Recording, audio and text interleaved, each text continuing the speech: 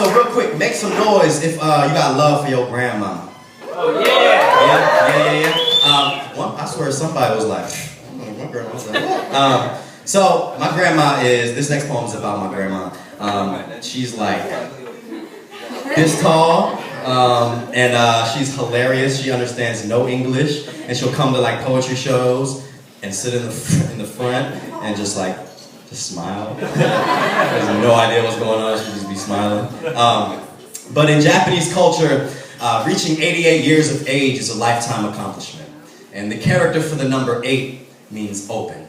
And upon turning 88, one will open up their lives and embark on a new journey.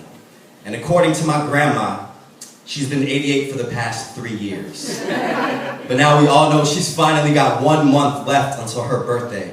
And I just want to finish this for her while she's young. Oba-chan, kokoro kara. Dear Grandma, from my heart.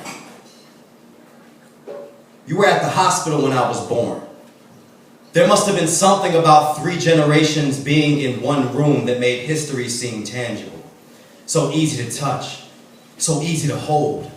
There had to have been something about my baby cries that murmured the future, because every time I talk to you now, there's something about your whisper that just screams my ancestry. You see, my grandmother's frail fingers casually carry 87 years of her life, and her arthritis tells stories. Her index finger, crooked and gracefully, points me down memory lane to a time when I first saw her dance, first saw her hands painless, holding a traditional Japanese fan, moving crowds like wind, a 5-foot tsunami dressed in a kimono, face paint, and culture. How beautiful to be able to tell stories with no microphone, no literary devices, just a choreographed version for a love for this stage and a connection to the people. It is a love that runs through my blood, free as 1,000 paper cranes, free as a cherry blossom in the spring, free as her ring finger without those rings. See, I have come to believe that a wrinkle is worth more than a diamond could ever be, because her 3 marriages have died, but her pride still grows in her follicles. That's why her hair waves like a Japanese flag on the side of a kamikaze jet, knowing her life will crash on American soil. The other night, she held me tight, cried, and said she was ready to die, but something inside told me she's not quite ready yet.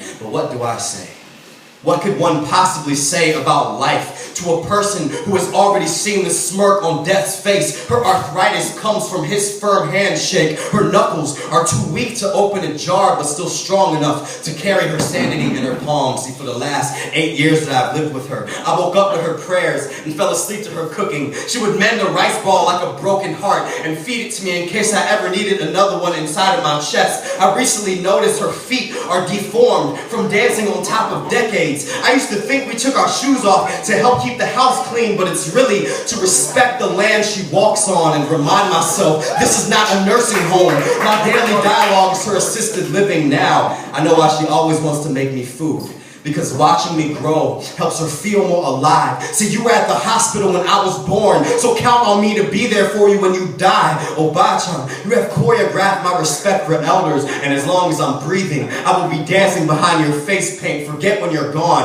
I want to remember you now. I want to walk through your wrinkles, get drunk off the wine you sip out of hourglasses every night, and bend my future arthritically but beautifully so that my life will remind others of your ring finger. I asked my mother, what's the one thing she would say about hers? And she said, she has experienced war. She has experienced lots and lots of struggles, you know?